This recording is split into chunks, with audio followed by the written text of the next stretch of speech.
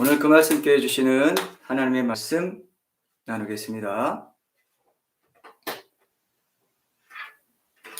오늘 창세기 17장 1절에서 14절, 지난주에 1절에서 우리 8절까지 봤고요. 오늘 9절에서 14절까지 나누고 이 말씀은, 이 창세기 말씀을 마치겠습니다.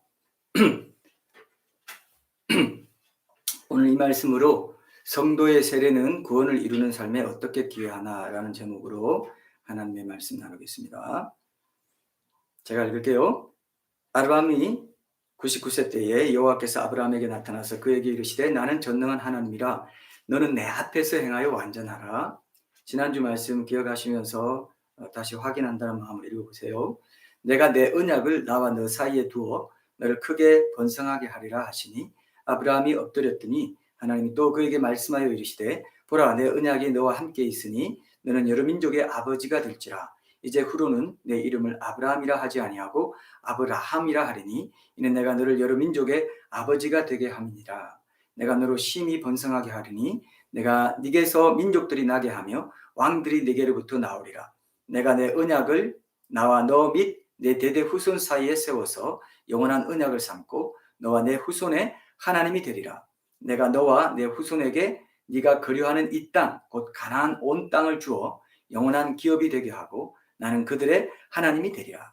하나님이 또 아브라함에게 이르시되 그런즉 너는 내 언약을 지키고 내 후손도 대대로 지키라. 너희 중 남자는 다 할례를 받으라. 이것이 나와 너희와 너희 후손 사이에 지킬 내 언약이니라. 너희는 포피를 베어라. 이것이 나와 너희 사이의 언약의 표징이니라. 너희의 대대로 모든 남자는 집에서 난 자나 또는 너희 자손이 아니라 이방 사람에게서 돈으로 산 자를 막론하고 난 지 8일 만에 할례를 받을 것이라. 너희 집에서 난 자든지 너희 돈으로 산 자든지 할례를 받아야 하리니 이에 내 언약이 너희 삶에 있어 너희 살에 있어 영원한 언약이 되려니와 할례를 받지 아니한 남자 곧 그 포피를 베지 아니한 자는 백성 중에서 끊어지리니 그가 내 언약을 배반하였음이니라. 아멘. 자, 오늘 영상은 우리 미국 남캘리포니아에서 남가주라고 하죠. 캘리포니아주를 가주라고 합니다. 그래서 남가주라고 하죠. 남캘리포니아에서 대표적인 큰 교회들 가운데 하나인 그 베델 교회라고 있습니다. 얼바인에 있는데 오렌지 카운티에 얼바인에 한국 사람들이 많이 사는데 그 동네에 있는 베델 교회에서 이제 유아 세례 교육 그리고 유아 세례식 여기에 참여한 부모들의 고백을 이제 소개한 그런 영상입니다. 유아 세례가 갖는 신앙적인 의미에 대해서 좀 다시 이렇게 새겨볼 수 있게 해주는 그런 은혜로운 영상이었습니다. 제가 미국에서 유학할 때 이제 이 남가주 사랑의 교회에서 전도사로 섬겼는데요. 남가주 사랑의 교회도 베델 교회에 있는 것처럼 오렌지 카운티에 있었고요. 애나하임이라는 곳에 있었습니다. 그 근처에 바로 디즈니랜드가 있는 그런 좀 굉장히 큰 도시였는데요. 얼바인하고는 한 20분 정도 차로 한 20분 정도 떨어져 있나 그런 것 같습니다. 거기서 이제 저도 이제 사역을 할 때 이제 그 유아 세례식을 여러 사역을 했는데 유아 세례식을 이제 때마다 정기적으로 진행하는 그런 사역도 제가 맡아서 했었습니다. 그래서 이제 이 유아 세례에 대해서 좀 특별한 그런 애정도 있고 감동도 있는데요. 사실 이런 큰 행사 한번 하면 여러분 뭐 참여하는 사람들은 그냥 간단하게 참여해 주면 되는 것 같고 시간 내서 참여해 주는 것만도 이렇게 쉽지 않다 이렇게 생각할 수 있는데 실제로 그런 행사들을 크고 작은 행사들을 이렇게 준비하는 그 손길은 보이지 않는 데서 상당히 많이 있다는 거 여러분 잘 아시죠?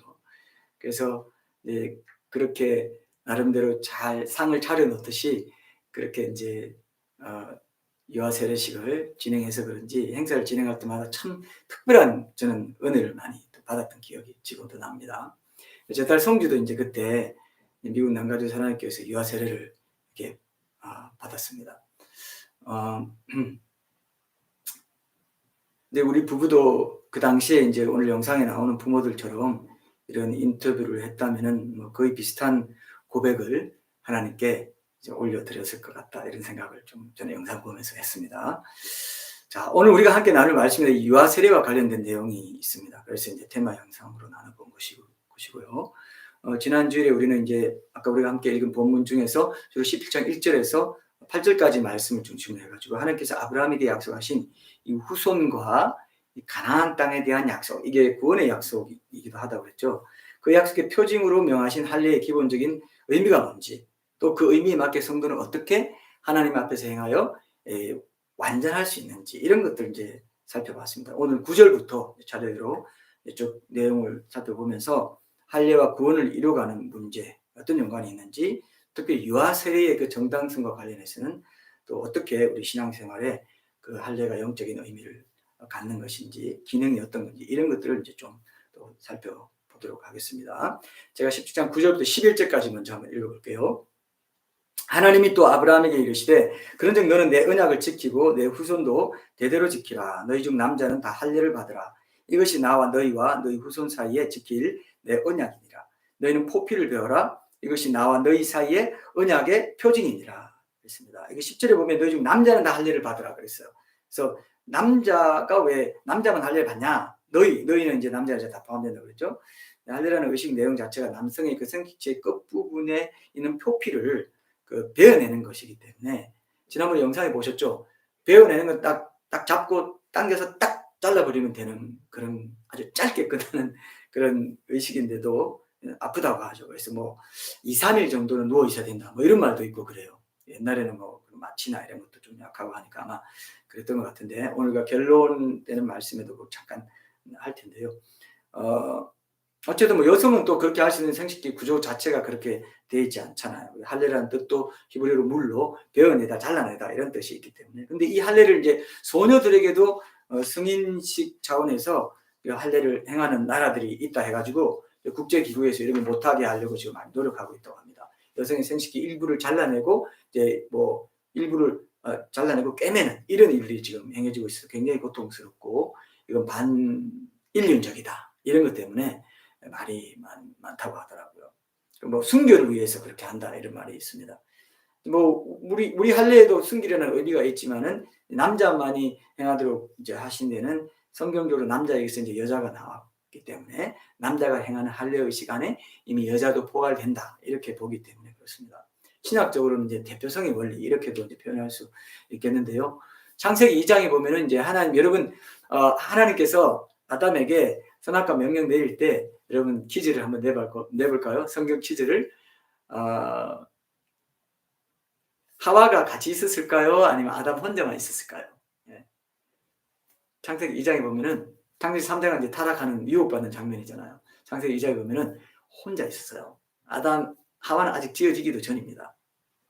그래서 아담에게만 이제 그 선악과 명령을 내렸죠. 그것이 전 인류에게 또 영향을 주게 된 것이지 않습니까? 그래서 남자의 갈비뼈로 여자를 만들었다, 이렇게 되어 있기 때문에 선악과 명령을 받을 때 그 남자 안에 이미 여자가 들어있었다. 또 온 인류도 어떻게 보면 죄를 범할 때 같은 대표성의 원리에 따라 그렇게 참여한 거다, 이렇게 보는 또 신학자들도 있고 하기 때문에, 또 결혼한 남자는 여성 배우자와의 성적인 관계를 맺을 때 그 할례의 형을 공유한다, 이렇게 볼 수 있기 때문에, 그리고 또 할례 의식은 아브라함뿐만 아니고 대대로 후손에게 이어지니까 그 생식기에 그 할례를 행하는 그런 대표성의 원리에 따라 생식기에 할례 의식을 행하는 이런 의미가 있다는 거죠. 그래서 이제 여성에게도 또 부부 관계를 통해 태어난 후손에게도 하나님의 명령이 계속해서 효력을 발휘하게 한다는 그런 의미를 이제 갖게 하기 위해서 남성에게 대표적으로 이렇게 할례를 받게 했다. 여러분 이해하실 수 있죠, 그죠? 그래서 남녀 차별 문제 뭐 이런 게 아니라 이런 부분에서 하나님께서 그런 상징적인 의미를 갖고 또 실제적인 의미도 갖고 이렇게 이런 할례의 의식을 행하라 하셨다, 이렇게 보시면 되겠습니다. 오늘 보면 11절에 보면은 너는 포피를 배워라. 이것이 나와 너희 사이의 언약의 표징이니라. 언약의 표징, 이건 뭐냐면은 아브라함과 그 후손들에게 하나님께서 그 가나안 땅 천국과 아브라함의 씨로서 구원자로 임할 이 메시아를 약속하신 하나님만이 아브라함과 그의 후손들이 대대로 의지하고 신뢰할 하나님이 되신다는 이 그 언약 관계의 증표가 된다는 겁니다. 그래서 할례를 시행하면 그 믿음의 조상 아브라함의 후손이라는 것을 이제 드러내는 증표가 되고, 하나님과 맺었던 언약 속으로 들어간다는 뜻이 있고요. 그리고 이제 그 이방인들로부터도 구별된다는 뜻도 있고, 아브라함과 하나님과 언약을 맺은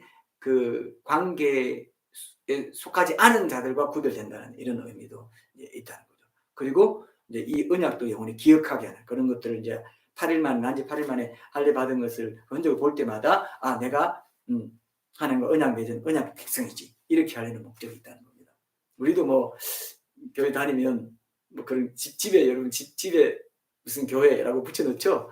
그런 것도 뭐 그런 것 중에 하나일 수도 있고 우리는 뭐 내 몸을 통해서 내 몸에서 계속 볼 수 있는 게 뭔가 했을 때 좀 별로 뭐 없는 것 같기도 한데 일단 이제 눈에 보이는 표징으로서 이렇게 주셨다는 것입니다. 그래서 순결을 지키고 하나님 경외하는 삶을 계속 살 수 있도록. 그리고 무엇보다도 우리에게도 이제 지금 신학시대 우리에게도 효력을 미쳐라. 여기 보면은 12절 한번 보세요. 12절 보시면 이제 그 신약시대 할례를 대신하는 것이 세례인데 지금 이 세례는 유대인이나 이방인 구별 없이 예수님을 믿는 사람은 누구든지 믿음의 조상인 아브라함의 후손이라는 거. 아브라함이 하나님과 맺었던 그 언약 관계 속에 들어갈 수 있다는 거. 그리고 땅, 천국, 가나안 땅 상징하는 천국, 그리고 후손, 메시아, 아브라함이 시로 오신 메시아 구원자와의 또 관계 속에 들어갈 수 있는, 구원의 관계 속에 들어갈 수 있는, 구원의 언약 속에 들어갈 수 있는 이런 축복을 받게 된다는 것을 이제 상징하는 것이기도 하죠. 세례가요. 그래서 이제 12절, 13절에 보면 이미 할례의 명령을 내리실 그때부터 이제 이방인도 유대인뿐만 아니라 네 직계 자손뿐만 아니라 이방인도 그 관계 속에 들어갈 수 있다. 이렇게 12절, 13절에 보면 선포를 했습니다. 한번 읽어볼게요. 12절 보세요. 너희의 대대로 모든 남자는 집에서 난 자나, 그죠? 이건 가족, 직계 가족을 말하죠. 또는 너희 자손이 아니라 이방 사람에게서 돈으로 산 자를 막론하고 난지 8일 만에 할례를 받을 것이라. 그렇죠? 너희 집에서 난 자든지 너희 돈으로 산 자든지 할례를 받아야 하리니 이에 내 언약이 너희 살에 있어 영원한 언약이 되려니와. 이렇게 말했어요. 12절에 보니까 그렇게 되어 있죠. 그러니까 이방인들도 돈으로 산 자, 이게 또 이제 구속의 의미가 있고 리딤이라고 할 때에 돈을 값을 내고 값 지불하고 샀다는 어떤 의미도 내포되어 있는 그런 말씀입니다. 근데 보세요. 근데 그런 자들이 다 난지 8일 만에 할례를 받아라 이렇게 말했어요. 난지 8일 만에 할례를 받아야 한다고 하신 데는 이게 그 당시와 같은 고대 시대의 사람들 전혀 몰랐어요. 상당히 과학적인 근거가 있습니다. 이스마엘이 이제 이때 13살에 받았는데 그 당시에도 뭐 난지 8일 만에 정확히 받고 이런 게 없었어요. 그냥 성인식 정도로 한다든지 뭐 그런 데 대한 기준이 특별히 없이 과학적인 어떤 기준이 없이 그렇게 받았고 이스마엘이 지금 이슬람, 중동, 아랍 다순들의 조상이잖아요. 그래서 이 중동 사람들도 이슬람교를 믿는 사람들도 아브라함이 조상이에요. 그래서 우리가 아브라함의 후손이다 이렇게 말합니다. 그것도 맞습니다. 실제로 법적으로도 그렇습니다. 법적으로 어쨌든 혈통으로도 그렇습니다. 근데 이 재밌는 풍습이 뭐냐면은 이스마엘이 13살에 아브라함과 함께 99세 때 아브라함이 이제 할례 받았잖아요. 아브라함과 함께 할례를 받았기 때문에 모든 이슬람 자녀들은요 13살에 할례를 받아요. 이제 그런 풍습이 지금 살아 있습니다. 성경에 있는 그대로 구약 성경을 믿잖아요. 이슬람교 구약 성경 믿는 거 아시죠? 그 5대 선지자가 예수 포함되고 노아, 그다음에 모세, 예수, 아브라함, 또 한 사람이 있는데 마호벳 이렇게 5대 선지자예요. 노아, 모세, 아브라함, 예수, 마호벳. 예수님도 5대 선지자 중 한 사람 놓쳐져서 고맙다고 해야 될지 모르겠습니다. 하나님을 인정하지 않기 때문에 이슬람교와는 우리는 완전히 다른 진리를 아무리 비슷한 얘기할지라도 다른 진리 체계라는 걸 알 수 있습니다. 그래서 이게 상당히 과학적인 근거가 있는 게 현대 의학에서 밝혀졌어요. 왜냐하면 생리적으로 보니까 이 난지 8일 만에 8일쯤 되는 때에 아기들이 별로 통증을 제일 별로 못 느끼는 그런 때라고 합니다. 그리고 또 피를 흘렸을 때 가장 빨리 응고되는 때라고 해요. 놀랍지 않습니까, 여러분? 창조주 하나님이시기 때문에 8일 만에 할례를 받아라. 피를 흘려야 되니까. 양피를 이렇게 베야 되니까. 비교적 그게 간단해요. 자르면 됩니다. 포피를 당겨가지고 자르고 그냥 넣으면은 바로 그냥 가고 피가 나고 이제 아프고 이런 것이 있는데 그것뿐이에요, 사실은. 예, 그래서 그걸 이제 원래 피가 이제 아물잖아요. 근데 가장 빨리 응고되는데, 그러니까 애가 좀 울고 막 그러긴 하겠죠. 그러다가 이제 그친다는 거죠. 제일 고통이 덜하고 피도 제일 빨리 마르고 할 때 8일 만이라는 게 현대 의학에서 이거를 얘기하게 됐어요. 참 이게 놀라운 일인데 성경에는 이렇게 현대 의학이나 과학이나 천문학에서나 이렇게 밝혀낼 수 있을 만한 과학적인 진술이 많아요. 그래서 뭐 땅을 아무것도 없는 것에 다시고, 옛날에는 그런 둥근 그런, 그죠? 그런데 어떻게 달 수 있나? 어떻게 아무것도 없는 땅에 달려 있나? 코끼리 네 마리가 받치고 있다 이렇게 생각했잖아요. 그리고 그런 어떤 지구가 둥글다는 것도 지평선이나 이런 걸 얘기하는 가운데 보면은 강보로 싸고, 예수님이 하나님께서 욥기 38장 이후에 보면 내가 그 지구 만들 때에, 땅 만들 때에 강보로 쌌다는 거는 둥글게 쌌다는 얘기거든요. 그런 거라든지 지평선이라든지 서클, 이사야서 보면 서클, 원을 가리키는 서클이란 말이 나오고 땅을 가리켜서 이런 것들이 놀라운 것들이 있어요.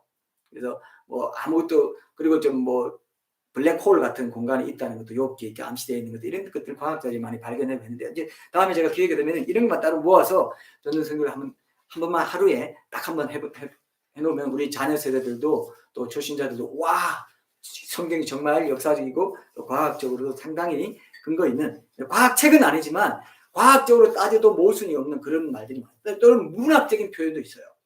그래서 뭐 해가 그 신방에서 나와서 달려가는 것처럼 했는데, 그 봐라, 성경에는 지동설을 믿은 거야 이렇게 하는데요, 성경 문학적이면서 과학적으로 또 얘기해야 될 때는 또 과학적으로 얘기하는 고대 시대의 그 책이기 때문에 이 헬라적인 사고로 딱 구별되는 어떤 분석적인 그런 책이 아니에요. 얘기를 했지만 그 얘기가 과학과 깊은 관련이 있을 때는 그런 게 맞아떨어지는 그런 경우가 있다는 거지, 과학 교과서가 아닙니다, 성경은. 네, 이제 그걸 이제 구별해야 되는데, 이것도 이제 오해가 많은데 다음 기회에 다른 얘기 때 이런 과학적인 얘기를 할 때는 이런 얘기도 좀 깊이 있게 한번 다뤄보고 싶은 마음이 있습니다. 이런 과학주의가 우상이 된 시대고, 이 과학주의 때문에 과학주의 미망에 빠져서 청년들이 성경을 안 믿어요. 엉터리라고 생각하고, 너무 안타까운 일인데, 제게 그런 책들도 좀 있고 해서 그런 것들을 좀 이렇게 나중에 좀 요약도 하고 해가지고 여러분들에게 좀 소개할 기회가 있었으면 좋겠습니다. 그리고 성경적으로는 레위기 22장 27절에 있는 대로 의식상으로도 이 새로 태어난 영아의 상태는 7일 동안은 순결하지 못하다 이렇게 봤어요. 그죠? 7일째는 뭐 어떻고 이런 거, 그런 레위기 보면 그런 게 많이 나오잖아요. 8일, 이게 의미가 있어요. 구속사적으로 예수님이 안식이 지난 첫날, 즉 8째 날에 예수님이 부활하셔가지고 새롭게 출발하는 새 생명을 상징하는 그런 날이기 때문에 이 8일에 할례 의식을 행하였어요. 예전에 여러분 제가 본 영화, 여러분 제가 이 영화 좀 보라고 추천하고 싶어요. 제8요일이라는 영화, 이게 1997년에 나온 영화라고 하더라고요. 90년, 저도 90년대 중반쯤에 본 것 같습니다. 네, 극장에서 본 영화인 것 같은데 저는 굉장히 감동을 받았습니다. 다운 증후군 이 장애인이랑 정상인의 무정을 다룬 벨기에 영화예요. 벨기에 영화. 근데 이 큰 영화제, 칸느 영화제인가, 이 두 사람이, 두 주연 배우가 나무주연상을 공동으로 받은 상인데 굉장히 연기도 잘하고 감동적인 영화입니다. 여러분 나중에 시간 날 때 한번 보세요. 우리도 고전 영화를 한 번씩 보려고 해서 지난번 쇼생크 탈출을 봤다가 저희 딸이 굉장히 좋아하더라고요. 네. 어쨌든 뭐 그런 거, 포레스트 검프라든지 이런 영화는 한 번씩 봐두면 감동이 오래가고, 뭐 트루먼 쇼 같은 거 이런 것들은 한 번씩 보십시오. 우리 자녀들도 한번 보면 또 깊이 인생을 돌아보게 해주는 좋은 영화들이 있어요. 보면은. 자, 근데 어쨌든 그 제목에 이런 기독교적인 배경이 있는 게 아니라 어떤 장애가 해방되고 얽매인 것이 해방되고 하는 게 제8요일에 이루어진다, 제8째 날에 이루어진다, 이런 느낌을 저는 좀 뭐 안 가질 수 없죠. 목회자니까 더. 제8요일, 이게 의미심장한 영화 제목입니다, 여러분. 난지 8일 만에, 이게 유대인 아기들이 난지 8일 만에 할 일 받는 거. 이게 여기에 이미 오랜 후에 이루어질 예수님의 부활 사건이 이미 예표되어 있다는, 여러분 굉장한 일 아닙니까? 그냥 지나가듯이 말씀하셨죠? 8일 만에 받아라. 엄청난 부활 사건과 엄청난 인간의 얽매였던 게 해방되고 구원의 언약을 받게 되고, 구원의 언약, 노예의 관계 속에 있다가 사탄과 노예 언약을 맺었다가 이제는 하나님과의 예배하는 예배 자유자의, 자유로운 예배자의 관계 속에 들어가는 날이 8일이야. 8일 만에 할례식을 가지고 구원의 언약 관계 안에 들어와야 돼, 이 뜻이에요. 여러분 하나님 얼마나 멋진 분이세요. 8일 만에 이것도 그냥 하지 않고 모든 성경 전체, 성경 신학적인 맥락을 꿰뚫고 관통하는 그 단어 하나를 8일 만에 딱 넣어놓으신 겁니다. 정말 그래서 제가 그때 그랬잖아요. 성경은 아무 뜻 없이 기록되어 있는 게 아무것도 없다고. 단어 하나, 뭐 부사 하나, 뭐 하나도 의미 있게 기록되어 있습니다. 그게 다른 소설이나 인간이 만든 책이랑 뭐 교과서랑 다른 참고서랑 다른 거예요. 정말 희한한 책이에요. 이 땅에서 우리가 이런 진리만으로 구성된 책을 볼 수 있다는 거, 그것에 의지해서 인생 항로를 걸어갈 수 있다는 거, 등대와 같은 그 빛이 있다는 거, 캄캄한 이 세상에서 얼마나 감사한 일입니까, 여러분. 오늘도 우리 또 감사해야 돼요. 감사할 것밖에 없어요. 좋든 안 좋든 내가 이미 구원 언약 관계 안에 있고 빛을 발견했고 나는 세상의 빛이라, 내게 오는 자는 어둠이 다니지 않아. 이것만으로도 주님 너무 나는 기뻐 뛰며 춤출 수 있어요. 이게 구원받은 백성이에요. 여러분 문제 가운데 있습니까? 지금 고난 가운데 있고 굉장히 골똘하게 지금 고민하는 게 있습니까? 누가 그렇게 하게 합니까?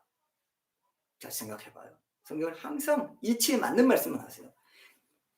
창조자 하나님이 내가 너를 위해서 모든 걸 다 줬어. 그 부활의 새 생명으로 살게 너를 지금 이끌고 있는데 너 왜 죽은 생명으로 살려고 하니?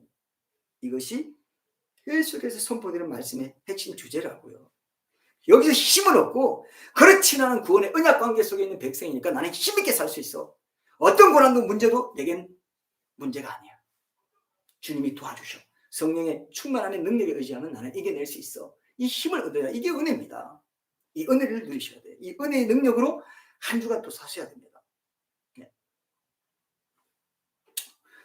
본문 12, 13절에 보면 이제 이렇게 난지 8일 만에 할 일 밖에 한 이 의식은 이제 아브라함의 직계자손 이방인 차별 없이 적용했다는 게, 이게 이제 중요한 거죠. 그럼 보통 보면 할례 없는 자식들아 뭐 하면서 이렇게 이런 식으로 표현도 있고 하니까 마치 아브라함의 자손 유대인들만의 할례라고 생각하기 쉬운데, 자신들만의 성민이라는 의식을 가지게 되어서 생각하기 쉬운데, 하나님께서는 신약 시대에 유대인뿐만 아니라 모든 이방 사람들도 이제 예수님을 통해서 동등하게 하나님의 백성이 될 것이라는 사실, 아브라함에게 처음으로 할례를 제정할 때부터 이미 선포하신 거예요.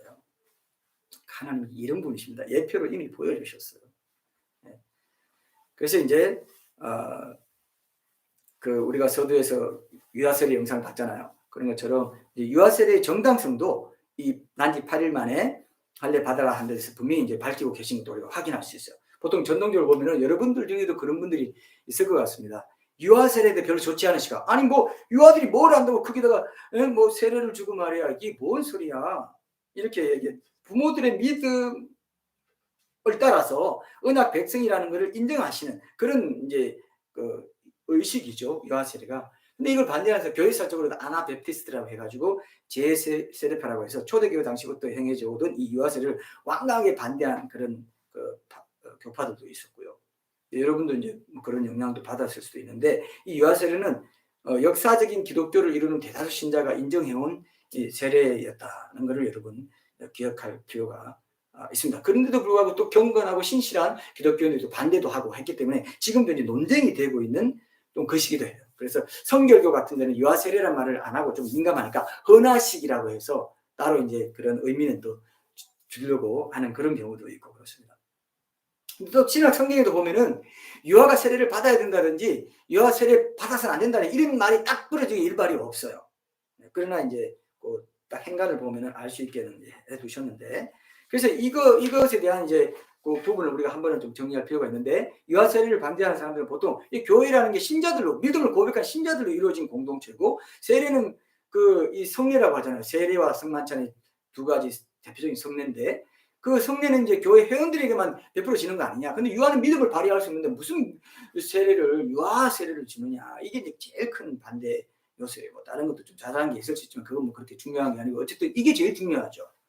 그래서 신약 성경에도 그런 구체적인 언급이 없는데, 근데 유아 세례를 찬성하는 사람들은 오늘 본문 있죠. 난지 8일 만에 할례를 주는 유대인 아기들 8일밖에 안 되는데 유아들에게, 그러니까 유아 세례, 유아 할례 연결되지 않냐. 결국 할례가 세례로 성화된 건데, 유아 세례를 그럼 뭐 아브라함은 신앙을 고백하고 할례를 받았다고 하지만, 성인인 상태에서는 신앙 고백하고 받았다 하지만, 이삭 같은 경우는 난지 8일 만에 다 받았을 거 아니야. 그 후로 수천 년 동안 구약시대 애들이 다, 유대인 아기들이 다 할례를 받았을 거 아니냐. 그 사람들은 그건 무슨 의미냐.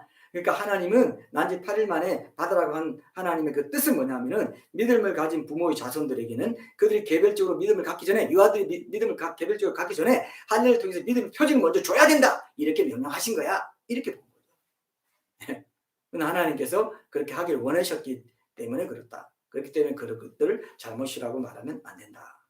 실제로 신약 성경에 보면요, 한 세례에 대한 얘기가 나오는 것의 한 4분의 1 정도가 뭐냐면은 25% 정도가 뭐냐면 전체 가정이 세례를 받았다 이런 말을 하고 있어요. 예를 들면은 사도행전 16장 33절에 보면요, 빌립보 감옥의 그 간수가 바울의 전도를 받고 회심한 뒤에 그와 그 온 가족이 다 세례를 받다 이렇게 나와요.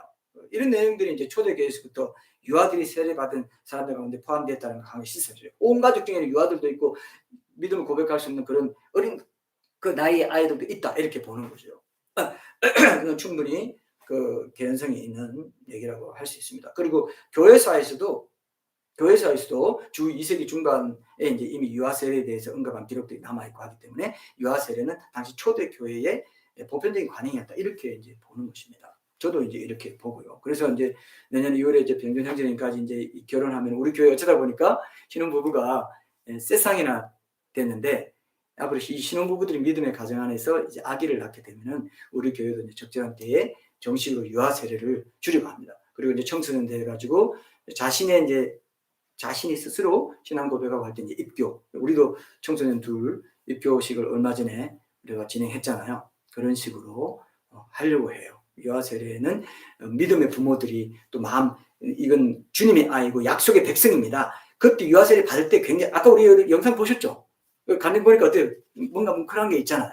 그런 것처럼 부모들의 믿음의 자세를 또 고치시켜 주는 면도 있습니다. 교육적인 효과도 있고 하기 때문에 유아 세례는 성경적인 근거가 있고 교회사적인 근거가 있다. 이렇게 이제 저도 생각하고 그렇게 하려고 합니다. 근데 중요한 거는 요즘 뭐 백신 패스다 뭐다 그런 말 있지만은 유아 세례나 성인 세례나 뭐나 이 세례 받았다는 게 패스가 아니에요. 그냥 그것만 하면 구원이 부정되는 이런 어떤 패스처럼 작용하는 게 아니라는 겁니다. 지난주에도 우리가 강조했잖아요. 유아 세례 받았던 어른 되고 나서 개인적으로 신앙 고백하고 나서 세례 받았던 그 세례가 언약의 효율을 발휘하려면은 그 이후 하나님의 말씀에 성실하게 순종하는 삶. 그러니까 할례 의식을 제정할 때 아브라함에게 하나님께서 너는 내 앞에서 행하여 완전하라 한 명령이 같이 있고 할례 의식을 행하라고 했기 때문에 이 할례를 받는다는 것은 그 아브라함에게 준 명령을 나도 순종합니다. 아브라함과 맺은 언약이 내게 효력이 발휘되는 것처럼 아브라함에게 명령한 하나님의 그 명령, 너는 내 앞에서 행하여 완전하라는 명령도 내가 일평생 순종하겠습니다. 이 뜻이 있는 거예요. 그래서 행함 있는 믿음을 제껴버린 그런 어떤 쉬운 믿음주의, 쉬운 구원주의, 쉬운 구원관, 값싼 제자도, 값싼 구원관 이런 것들이 값싼 믿음 이런 것들이 이제 이 말씀에서부터 또 믿음의 조상 아브라함에게 내린 가장 그 하나님의 구원의 땅과 후손을 통해 메시아 후손 약속을 통해서 가나안 땅 천국 이 구원의 언약 관계에 들어가는 데서 하나만 딱 그래서 반쪽 복음 반쪽 믿음이라고 제가 표현한 적이 있습니다. 하나만 본 거예요. 세례 받고 믿음의 고백한 거 됐습니다. 주님 내 하나님이십니다. 그것만 딱 보고 끝난 거예요. 근데 하나님 뭐라고 했습니까? 하나님 뭐라고 했어요? 하나님은 할례 의식을 제정하시면서 너는 내 앞에서 행하여 완전하라. 그 말씀 같이 한 거예요. 네.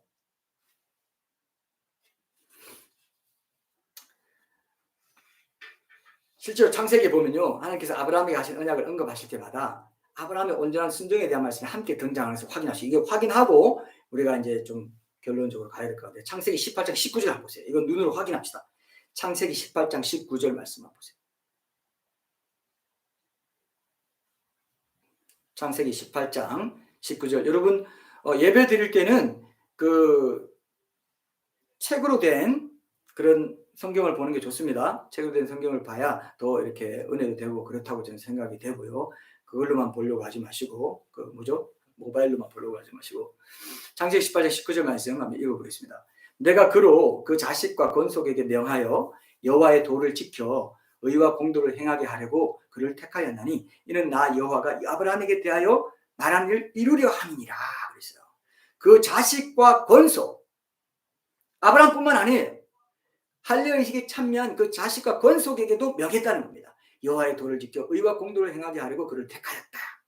근데 그거는 뭐냐? 언약을 이루게 하려고 그런 것이다. 쉽게 할례 의식, 할례 언약 백성이 된 것과 할례 의식을 제정할 때 순종하라 한 것과 연결돼요. 그러면 창세기 23장 18절 한번 보세요. 창세기 23장 18절 말씀 좀 한번 보세요. 창세기 20장 18절. 여기도 보세요. 또 내 씨로 말미암아 천하 만민이 복을 받으리니 이는 네가 나의 말을 준행하였음이니라 하셨다 하니라. 네가 나의 말을 준행하였기 때문에 천하 만민이 복을 받게 된다. 이 말을 연결했죠. 자, 순종을 연결하고 있습니다. 계속 연결하고 있죠. 이제 마지막으로 26장 4절 5절도 한번 보세요. 26장 4절 5절 말씀. 바로 뒤에 있죠. 자, 읽어볼게요. 계속 언약을 계속 상기시키면서 순종도 같이 말씀하고 있어요. 이게 확실하다 이겁니다. 니는 내 앞에서 행하여 완전하라. 그럴 때 할례 언약이 구원의 언약이 후유 효력이 있고 그것이 완성되는 거야. 이렇게 말하고 있습니다. 들고 떨리면 너희 구원을 이루라는 말씀과 그 말씀의 구약 버전의 이 말씀이라 해도 하나도 틀리지 않습니다. 26장 4절 5절 제가 읽어볼게요. 내 자손을 하늘의 별과 같이 번성하게 하며 이 모든 땅을 내 자손에게 주리니 땅과 후손에 대한 약속을 또 하면서 또 상기시키면서 네 자손으로 말미암아 천하 만민이 복을 받으리라 그랬죠. 그리고 아브라함을 아브라함이라고 이름 바꿨잖아요. 원래 지금도 이제 그런 유대인 관습이 정통 유대인 관습이 있는데 할례를 할 때 이름을 지어줘요. 지금도 8일 만에 이름을 줍니다. 그때 이제 할례 행식 항의할 때 네 이름을 이제 아브라함이라 하지 말고 아브라함이라 해라. 새 이름을 주잖아요. 우리가 구원의 새 이름을 이제 전국가면 받게 될 텐데 어쨌든 구원의 언약을 맺을 때 그렇게 이름을 주셨어요. 그런 것처럼 이제 열국에 원래 아브라함은 고귀한 아버지라는 개인적인 이름이었는데 이제 아브라함이라고 하면서 열국의 아비 많은 이방인들까지도 예수님 그 아브라함의 씨 후손인 예수님의 씨로 인해서 메시아로 오신 예수님의 그 아브라함의 씨로 인해서 아브라함 씨신 예수님을 통해서 이방인들도 열국에서도 구원받는 자가 나온다. 네 후손이 믿음의 조상이 나왔잖아요. 믿음의 후손들이 많이 나거든요. 영적인 것들로 또 이렇게 적용할 수 있습니다. 실제로 민족적으로도 많은 후손이 나오고 왕들이 나왔어요. 그래서 이스마엘 후손 나오고 계속해서 이렇게 민족들이 나온 것도 있는데 어쨌든 영적으로 이런 것들 같이 연결해서 말씀하시죠. 보면은 자 그래서 천하 만민이 복을 받으리라 그러면서 뒤에 말을 보세요. 이는 아브라함이 내 말을 순종하고 내 명령과 내 계명과 내 율례와 내 법도를 지켰습니다 하십니다. 그냥 약속만 하고 그냥 좋아라 나 골프만 하면 이제 천국 가면 티켓 땄네요. 아니라는 겁니다. 아니라는 겁니다. 이는 지켰음이라 지켰기 때문이라 이게 들어갔잖아요. 여러분 정신 딱 차리세요. 구약과 신약에서 또 선지서에서 이사야서에서 뭐 시편에서 잠언에서 계속 이게 같이 가요.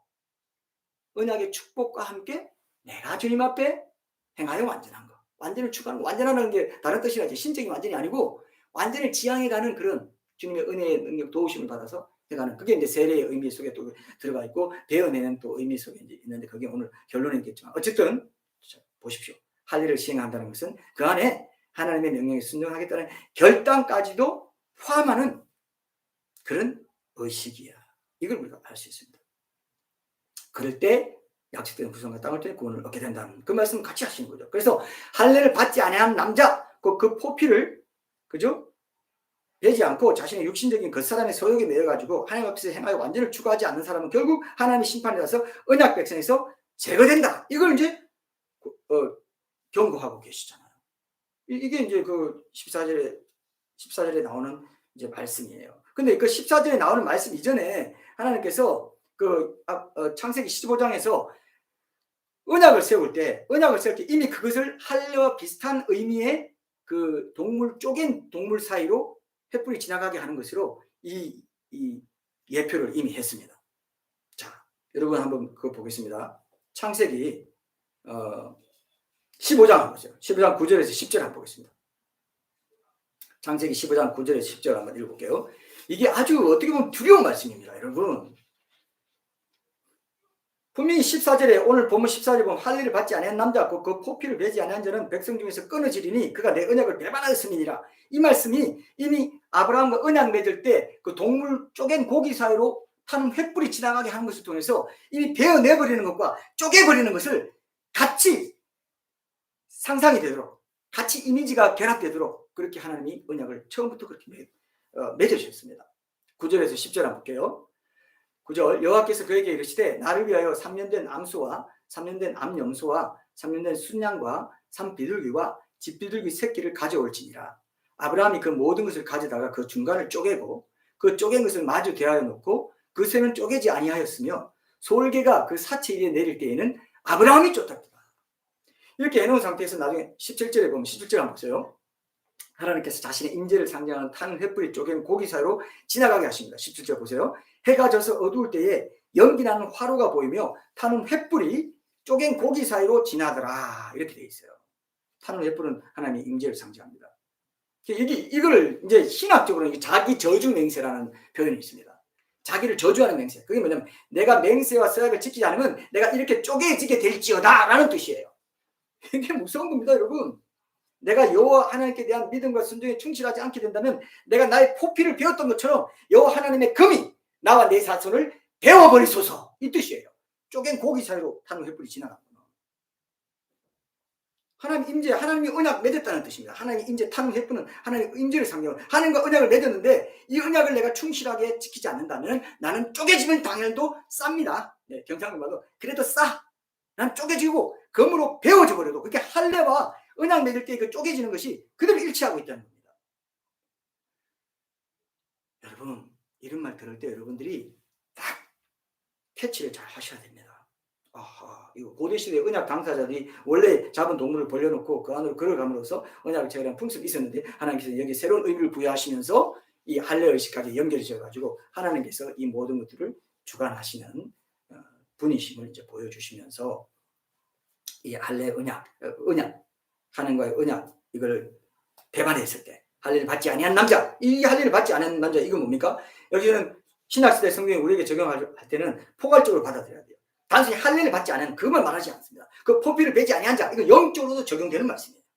그 포피를 베지 않고 자기 그 사람의 욕구, 그 사람의 영혼 몸이 있을 때 그 사람 속사람 혼적인 어떤 육신적인 자아로만 살고 영적인 하나님의 영이 임해서 성령의 소욕을 따르지 않고 육신적인 소욕을 따라 사는 그 자, 포피를 베지 아니한 자, 할례를 받지 않은 자는 백성 중에서 끊어지니 그가 내 언약을 배반하였다. 이렇게 14절 말씀이 그대로 지금도 우리에게 적용이 돼요. 내 앞에서 행하여 완전하라는 명령과 함께 할례가 제정되었기 때문에 여러분 이게 심각하게 다가오지 않으면은 아직 여러분들 이 구원의 중요성에 대해서 성경이 말하는 성경적인 구원의 어떤 부분들 진리에 대해서 아직도 눈을 뜨지 못하고 있는 것입니다.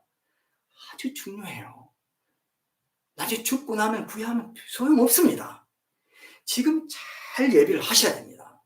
사탄은 속인다고 그랬잖아요. 우는 사자처럼 산길자를 찾는다고 그랬어요. 세상에 속해서 살아간 사람은요 터치도 안 한다. 그냥 건드리지도 않아요. 이렇게 깨어가지고 하나님 말씀에 순종하고 그런 구원의 언약의 그런 비밀들을 알고 그 신비한 것들을 알고 그 약속의 엄청난 영광을 미리 본 사람들 그 사람들을 헷갈리게 해가지고 그 영광에 집착하지 못하도록 그 영광을 쫓아가지 못하도록 세상 영광을 쫓도록 세상에 있는 좋은 것들 세상의 명예 세상 사람들이 칭찬해 주는 거 세상 사람들이 인정해 주는 거 저 어떤 지위 이런 거 자꾸 명예 이런 거 쫓아가게 권력 쫓아가게 여러분 그럼요 이 구원 자체의 기반이 상당히 문제가 될 수 있다는 것을 성경에서 계속해서 강조하고 있습니다. 여러분 이거를 꼭 기억하셔서 붙잡아야 돼요. 그래서 인간적인 힘을 의존하는 것 벗어버리고 하나님과 그의 약속을 확신하는 것 그분이 주신 새 생명의 능력으로 살아갈 때 이 세례가 상징하는 온전한 순종을 감당해낼 수 있다. 이런 뜻도 이런 영적인 진리도 할례와 세례 의식에도 담겨 있어. 세례가 뭡니까? 세례가 여러분 세례라는 게 예수님과 함께 물에 잠겨서 장사되고 예수님과 함께 살아갔다는 거거든요. 내 육신 내 옛사람은 죽고 이제 예수님의 영으로 살아났다. 새 생명 가운데 이제 행하게 되는 그런 능력을 갖게 된 그 상태를 말하는 거예요. 그럼에도 불구하고 옛사람으로 살기로 하고 겉사람으로 살려고 하고 속사람이 강해지는 것에 등하시 한다면 심은 대로 거두게 된다. 어떤 사람은 성령으로 심어서 육신으로 심어서 썩어질 것을 거두고 성령으로 심어서 영생을 거둔다. 갈라디아서도 분명히 얘기되어 있어요. 그게 신자들에게 한 얘기예요. 지금 난 세례받고 고백했으니까 난 됐어 하는 그런 사람들이 어떤 믿음을 갖고 있는 줄 아세요? 대부분 예수님이 내 죄를 대신해서 십자가에 죽으셨다. 이것만 믿으면 구원 다 받은 줄 알고 자신이 그 예수님과 함께 십자가에서 죽어야 한다는 걸 안 믿어요. 할례를 안 믿어요. 세례를 안 믿어요. 세례가 뭐냐면 물에 빠져 같이 죽고 같이 살아난 건데 죽은 상태에 있는 거예요. 어떻게 보면 물속에 계속 가겠다는 거예요. 난 예수님과 함께 죽었어요. 살아났냐? 예수님께 살아났으면 이제 육신의 소욕을 죽여야 돼. 베어버려야 돼. 그 사람 포피를 잘라버려야 돼. 안 그러면 쪼개줘. 이렇게 말하는데도 그럴 리가. 여러분, 아브라함의 인생은요, 모든 신약시대, 구약시대 신자들의 삶을 압축해 놓은 거예요. 그걸 기억하셔야 됩니다. 그렇기 때문에 지금 아브라함에게 일어나는 이런 일이 우리에게도 그대로 명령으로 주어졌고 행해야 되고, 그럴 때 아까 세 군데나 확인했죠. 이렇게 합니다. 이 얘는 구원이고 이에서도 많은 구원의 호선이 생기고, 이건 뭐냐? 얘가 이렇게 했기 때문이야. 내 명령을 준행했기 때문에 했습니다. 세 번이나 나오지 않습니까? 얼마나 더 확인해 드려야 됩니까? 예수님도 마태복음이나 이런 데서 얼마나 이걸 강조했습니까? 내 말 듣고 행하는 자는 반석에 집을 지은 자고, 행치 아니하는 자는 모래 위에 지은 데서 심판날에 다 무너져. 나도 주여 하는 자마다 천국에 들어가는 것이 아니고 다만 내 아버지의 뜻대로 하는 자가 들어가, 이렇게까지 얘기하셨잖아요. 그런데 무슨 하나님 앞에 쓰면 아무 변명할 게 없어요. 그렇게 많이 듣고도 내가 하기 싫었던 거죠. 내가 육신의 소욕이 더 강했던 거죠. 죽여라 했는데, 나는 날마다 죽느라 했는데, 그죠? 로마서 6장 3절 4절 한번 보세요. 이제 결론으로 이제 나가 봅시다. 로마서 6장 3절 4절 말씀 한번 보겠습니다. 여기 보면은 확실하게 이 세례에 대해서, 할례의 의미에 대해서 얘기하고 있어요. 로마서 6장 3절 4절. 무릇 그리스도 예수와 합하여 세례를 받은 우리는 그의 죽으심과 합하여 세례를 받은 줄을 알지 못하느냐. 그러므로 우리가 그의 죽으심과 합하여 세례를 받음으로 그와 함께 장사되었나니, 이는 아버지의 영광, 장사된 이유는 아버지의 영광으로 말미암아 그리스도를 죽은 자 가운데 살리신 것 같이 우리를 또한 새 생명 가운데서 행하게 하려 함이라. 여기 행하게 한다고 나왔죠. 너는 내 앞에서 행하여 완전하라. 새 생명, 하나님 앞에서 행하여 완전하는 거예요. 성령 충만함의 능력 속에서 우리는 이제 행할 수 있게 됐어요. 구약 시대는 성령이 임했다가 또 나오고 이런 과정 속에 있었지만, 이제 구약 신약 시대 신자들까지 세례까지 예표하면서 이 말씀을 하셨기 때문에 이제는 정말로 성령, 예수님의 영이 성령인데, 성령으로 내 안에 오신 예수님의 그 능력으로 내 안에 내가 사는 것이 아니라 그리스도께서 사신 것이라, 갈라디아서 2장에서 고백했던 그 고백이 우리 삶에 실제로 이루어져야 된다 이거예요. 육신적인 자아가 그렇게 할례의 의식에서 보여준 것을 배워버려질 때 비로소 내 안에 예수님이 사시는 것으로, 내가 내 힘이 아니라, 육신적인 힘이 아니라 하나님의 은혜의 능력으로 하나님께서 행하여 완전해질 수 있게 해주신다는 약속이 바로 새 생명 가운데서 행하게 하려 한다. 죽어야 된다는 거죠. 물에 빠져 죽어야 되고, 그래서 새 생명 가운데 살아야 되는데 베어버리고 잘라내야 된다는 겁니다. 근데 이걸 이스라엘 역사 속에서 실제로 영적 진리로 잘 보여준 게 구약의 사건 하나 속에서 오늘 이게 결론을 이거 제시할게요. 여러분, 여호수아 시대에 그 여리고성 정복, 첫 가나안 정복 전쟁에 해당하는 그 여리고성 정복 전쟁 을 앞두고, 여러분 그런 얘기 들으셨죠? 많이 들으셨죠? 이제 여호수아 5장에 나옵니다. 1절부터 9절까지 나오는데 뭐 다 읽을 건 없고, 할례를 받고 이제 남자들이 다 할례를 받고 하나님 앞에 아무것도 할 수 없는 무력한 존재로 누워 있는 그런 상황이 된 얘기를 여러분 아실 겁니다. 그래, 여러분 그 부분만 한번 읽어볼게요. 여호수아 5장 7절부터 보겠습니다.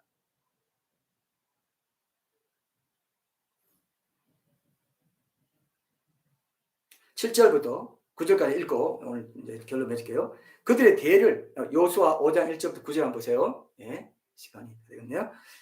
7절. 그들의 대를 잇게 하신 이 자손에게 여호수아가 할례를 행하였으니 길에서는 그들에게 할례를 행하지 못하였으므로 할례 없는 자가 되었음이었더라.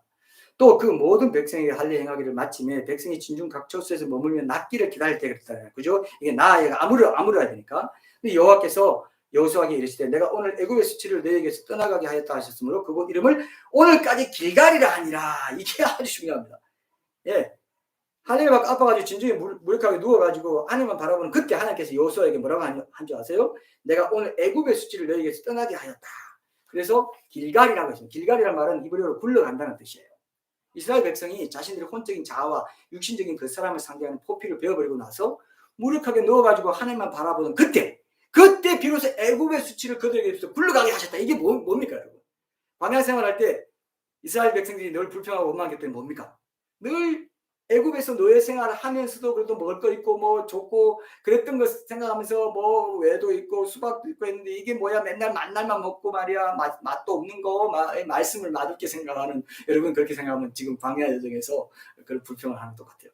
저 자신들의 혼적인 자아와 육신적인 욕구를 못 이겨가지고 우리가 애굽에 있을 때는 우리 육신을 만족시켜주는 맛난 음식들도 많았고 환경도 뭐 살기 좋았는데 하나님과만 동행해야 되고 별로 맛도 없는 만나면 매일 주구장창 먹어라 하고 아이고 이 광야 여정 너무 피곤하고 짜증난다 이런 것이었어요. 애굽에서는 노예로 살았지만은 홍해를 건너고 나서는 이제 정말 당당히 하나님과 동행하면서 하나님만 예배할 수 있는 성막이 중심으로 모든 이스라엘 12지파가 셋셋셋해서 움직이고 성막이 중심에 있다는 게 하나님의 임재 하나님을 예배하는 일상의 삶에서도 하나님을 예배하는 삶으로 살아갈 수 있는 자유자가 된 거예요. 노예가 이제 아니에요. 자유롭게 하나님만 예배할 수 있는 자유자로 살아갈 수 있었는데 여전히 육신적인 자가 육신의 그 감옥 속에 있었기 때문에 육신 자아를 벗어보지 못해가지고 그렇게 애굽이 좋았다고 불평하고 원망했던 그것이 광야 이스라엘 백성들에게 애굽의 수치였다는 겁니다. 그게 애굽의 수치였어요. 자유하게 하나님만 예배할 수 있는 성막 중심의 삶을 살 수 있는데도 계속 애굽이 좋았는데 지금 여러분들이 육신의 소욕을 더 만족시키려고 하는 그 마음이 뭐냐? 애굽의 수치예요. 그건 뭐냐? 그 사람을 베어버리고 잠잠히 누워가지고 하나님만 바라본 너희는 잠잠해서 너희는 가만히 있어 내가 하나님 됨을 알지어다 하는 그 말씀은 그대로 이루어지는 삶. 예배하고 말씀과 기도 가운데 골반 가운데 주님만을 깊이 바라보고 이런 임재의 능력 가운데서 일상을 예배자로 승리하며 살아가는 이런 삶이 하나님 앞에 가만히 있는 삶이거든. 그냥 할례 받고 내 그 사람을 베어버리고 하나님 앞에 속 사람이 강해지게 성령 충만함을 사모하면서 주님 바라보고 있는 그 시간, 그때 애굽의 수치가 굴러가게 하였다 하나님께 직접 말씀하셨어요. 길갈이다. 그래서 굴러갔다. 너 육신의 소욕이 이제 굴러가는구나. 그 사람이 베어져 가는구나. 쪼개짐을 면하겠구나. 너는 그렇게 쪼개져야 돼. 너 쪼개져야 돼. 그래야 쪼개짐을 면하게 돼. 이 땅에서 심판받아. 그러면 죽은 뒤 심판 안 받아. 이 땅에서 말씀으로 너의 육신의 소욕에 대해서 심판을 내려버려. 쪼개버려. 베어버려. 잘라내버려. 그러면 심판인 거는 없어. 애굽의 수치가 굴러갔기 때문에. 그렇게 잘라내버린 것을 통해서 애굽의 수치가 굴러가기 때문에. 얼마나 위대합니까? 그래서 자신들의 힘을 들여야 하는 전투는 없고 하나님께만 의지해가지고 성을 7번만 돌고도 여리고 정복하게 된 거. 이게 우리 삶이 그렇게 애굽의 수치가 굴러간 삶으로 살아갈 때 우리 삶의 문제들이 넘사벽 같은 보이는 그런 문제들이 무너진다는 겁니다. 무너진다는 겁니다. 이미 내 마음 안에서 무너졌고 환경은 이제 그 마음이 승리했기 때문에 환경은 하나님께서 정리해 주실 것이고 하나님의 때에 하나님의 방법을 정리해 주시는 것이죠. 요즘 우리도 뭐 코로나다 뭐 백신 패스해서 어쩌면 이전에 애국과 같은 세상에서 이런저런 모양으로 즐기고 누리던 것들을 잠시 내려놓고 하나님만 바라보고 하나님으로만 기쁨과 만족을 얻기를 바라봐야 되는 그런 때를 보내고 있는 건 아닌가 제가 묵상을 해봤어요. 네. 백신을 맞든 안 맞든 뭐 그건 상관없고요. 어쨌든 이 상황에서는 상관없다고 봅시다. 어쨌든 이렇게 세상에 즐길 것들의 마음을 빼앗겨온 우리들에게 세상에 대해서 하나님께서 잠시나마 분명한 스탑 사인을 주신 거죠. 스탑 사인을 주신 것이 지금 상황이. 그래서 영적으로 바라볼 여유를 가져라. 이제 나만 기쁨으로 삼을 수 있는 기회를 주신 거죠. 길갈에 기회를 주신 거죠. 육신적인 그 사람을 가볍게 칼로 잘라내는 할례를 통해서 하나님께 더 가까이 나아가고 그분만 바라고 그분께만 의지하고 그분과 동행하는 가운데 그분 앞에서 완전하기를 구하면서 하루하루 참된 예배자로 살아라. 그 기회, 그럴 때 너에게 이스라엘 여호수아 군대가 경험했던 할례를 하고 나서 경험했던 길갈의 기적, 우리 삶에서도 애굽의 수치가 굴러가는 그런 기적을 온전히 맛보고 누릴 수 있게 될 거야. 이렇게 말씀하시는 거예요. 그럴 때 고린도후서 10장 10절에서 사도 바울이 고백해요. 내가 약한 그때의 강함이라고 했어요. 세상에서 볼 때는 약해 보여요. 뭐도 할 수 없고 저도 아닌 것 같아요. 근데 그때 강할 수 있어요. 하나님이 하도 우리가 안 하니까 이런 물리적인 환경을 딱 제약시켜 주시면서까지 나만을 기쁨과 만족의 근원으로 삼을 수 없겠니? 이제 내가 곧 너희를 데려갈 거야. 신부 단장이 그렇게 돼야지. 신부가 신랑을 간절히 구해야지. 신랑에게서만 기쁨을 구해야 되지 않겠냐. 이제 이 특별한 시간 동안에만이라도 그렇게 하면 안 되겠냐. 이런 여러분 주님의 음성이 오늘 들리신다면 오늘 설교는 여러분들에게 제대로 전달되었을 거고요. 오늘 우리가 설교 제목으로 삼은 대로 성도는 성도의 세례는 어떻게 구원을 이루어가는 그 삶에 기여하는가 할 때 바로 이 길갈의 기적을 통해서만 가능하다는 겁니다. 우리 힘으로는 안 돼요. 그래서 우리 함께 주님 다시 오실 때가 가까운 이때에 더욱더 우리 삶의 길갈의 기적이 회복되기 위해서 진정한 할례, 진정한 세례, 그냥 난 믿고 고백하고 세례도 받아서 난 유아 세례자야, 뭐 이런 그 신력 가지고 되는 게 아니에요. 예. 혈통에만 딱 있다 해서 되는 것도 아니에요. 정말 내 앞에서 행하여 완전하라. 이 명령이 함께 있는 두렵고 떨림의 구원을 이루어가는 삶에 깨어있게 해주십시오. 우리 이걸 놓고 간절히 한번 기도하고 제가 마무리할게요. 이제 밴드로 들어오시기 바랍니다.